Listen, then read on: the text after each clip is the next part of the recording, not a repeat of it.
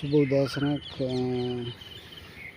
සෑන්දවසින් video එකක් කරේ නෑ මේ මම ඉන්නේ ආයි පානදුර බීච් එකේ ඔයගොල්ලෝ පේනවා වගේ මේකේ පානදුර බීච් එක ඈතින් මේකට පානදුර බීච් එකට කිට්ටුම ස්ථානය. ඒ කියන්නේ පානදුර බීච් එකේ ළමා ක්‍රීඩාංගණයත් එක්කලා තියෙන කඩපේදියත් පැත්තේ තියෙන මේ ස්ථානය. මෙතන ඇත්තටම ඉස්සෙල්ලා මේ බොහොම හොඳ ස්ථානයක් විදිහට තිබුණා. මෙතන ඒක එන්න ජරාවාසුනේ පානදුර නගර සභාවෙන් කරපු මේ අක්‍රිකමත් වැඩපිළිවෙල. කියන්නේ ඒගොල්ලෝ කැවි කසල මෙතනට දාන්න ගත්ත දිගටම දාන්න ගත්ත හේතුව පානදුර නගර සභාවයි පාරිශුද්ධ ලේකම් කාර්යාලයයි මේ ඔක්කොම එකතු වෙලා පොරට ගස් ටිකක් කපන්න ගියා. මේ ග්‍රාම සේවකලාගේ මේ උත්සවයක් වෙනුවෙන් කාණිකවලක් වෙනුවෙන් අර ඔය ඈත පේන මීටර් 200ක් විතර ඈතට ගස් කොළන් ටික ඔක්කොම සුද්ධ කරලා මේගොල්ලෝ මේ එහායින් මේ ස්ටේජ් එකක් ගහලා කානිවල් එකක් තියන්න ගියා. ඒ කානිවල් එක තියන්න ගිය වෙලාවේ ගස් වර්ගයක් තිබුණා හොඳ වටනා කියන ගස් වර්ගයක්. මේගොල්ලෝ ඒවත් කපලා දාලා ඒ වනාන්තරය වගේ තිබ්බ ස්ථානය තුරු අදුල විනාශ කරන්න ගත්තා. ඒ විනාශ කරන්න ගත්ත එකට විරුද්ධව මෙතන කඩ හිමි. මෙතන තියෙනවා කඩ පේජියක් තියෙනවා මේ දිගටම. මෙතන හිටපු කට්ටිය ඒකට විරුද්ධව කතා කරා.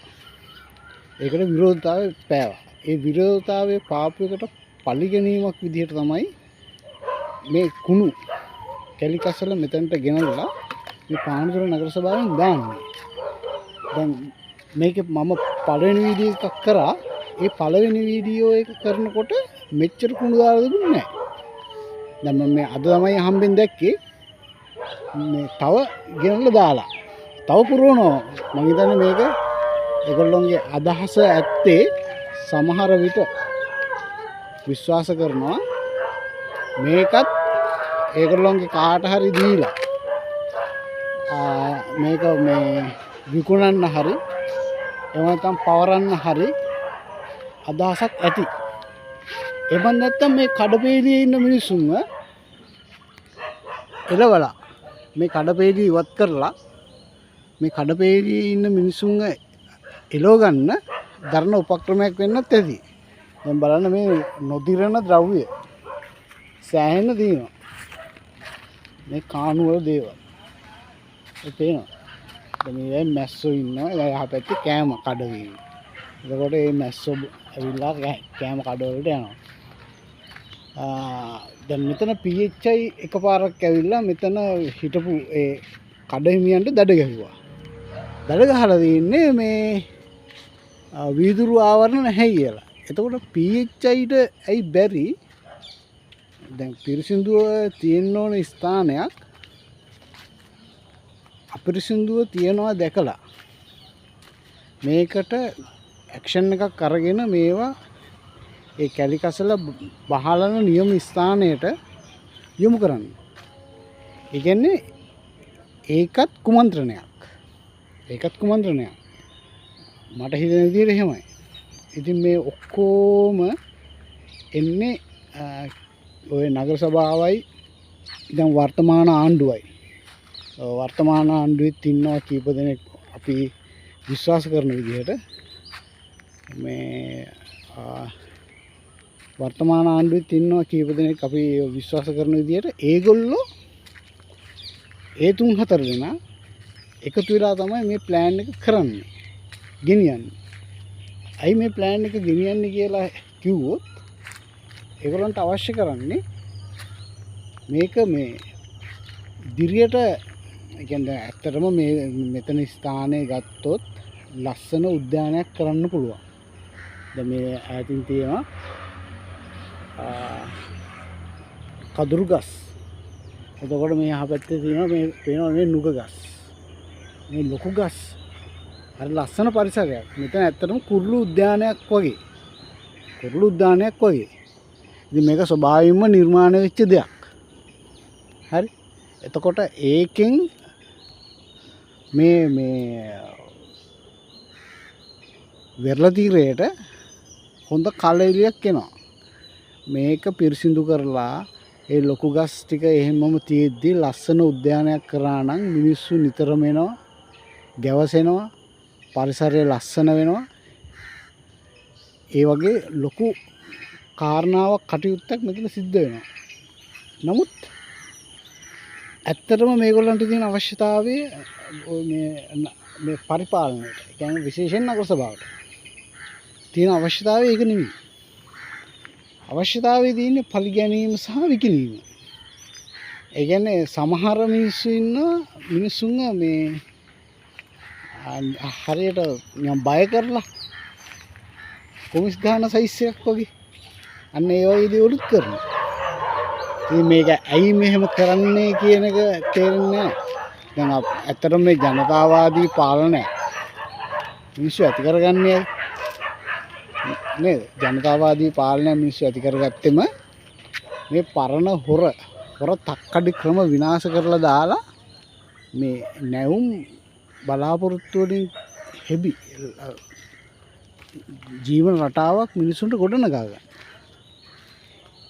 නමුත් ඒ මේ වත්මන් පාලනයත් මේකට සම්බන්ධ වෙනවා නම් අපිට මේ පාලන ක්‍රමේනුත් මිනිස්සු බලාපොරොත්තු වෙන ඒ සුගතිය අත් වෙන්නේ නැහැ. ඒකක්. අනිත් එක තමයි ඔය පැවති පාලන ක්‍රමේ හිටපු මිනිස්සු මේ නගර සභාවල්, මේ පළාත් පාලන ආයතන පිරිසිදු මට්ටමට ගේන්න දේශින් ඉඩ දෙන්නේ නැහැ. ඒ මොකද ඒගොල්ලෝ ජීවන රටාව අරගෙන යන්නේ මිනිසුන්ගෙන් සල්ලි අරගෙන එක දේවල් කරලා දීලා, අනවසරයේදී කිරිම් වලට ඉඩ දීලා, ඒ වගේ දේවල් වලට ඉඩ දුන්නාම ඒ මිනිසුන්ට සල්ලි ලැබෙනවා. ඒව නැති වෙනවනේ. ඒව නැති වෙන නිසා තමයි ඒ මිනිස්සු කැමති නැත්තේ රට ලස්සන වෙනවා. පැහැදිලිව ඒක තියෙනවා. ඉතින් මම මේක දැක්ක නිසා තමයි ආයි මේ කතාව නැවත කිව්වේ. කලිනුත් මම වීඩියෝ එකක් කරලා තියෙනවා මේ සම්බන්ධයෙන්. ඉතින් කනගාටුයි. වත්මන් පාලනය මැදිහත් වෙන්නේ නැහැ කියන්නෙම මෙතන මේකට ඕනුත් වක්‍රාකාරයෙන් සම්බන්ධයි කියන එක. ඒක දෙකක් නැහැ. මේ මොකද අනිත් එක තමයි මේකේ විශේෂයෙන්ම තවත් කාරණයක්. පානදුර ප්‍රදේශයට සම්බන්ධ ඇමතිවරිය නිරන්ති කොට්ටච්චි මැතිතුමියට ඒකෙම ඉන්න සමහර පිරිස් එතුමියට රාජකාරිය කරගන්න දෙන්නේ නැහැ කියන හැඟීමක් මා තුළ නෙමෙයි. මා තුළ විතරක් නෙමෙයි. මේ ප්‍රදේශයේ ජනතාව අතර තියෙනවා දැන්. ඒ මිනිස්සු බලාපොරොත්තු වෙන දේවල් කරගන්න බැරි වෙන මට්ටමක් කියලා හිතෙනවා. මොකද දැන්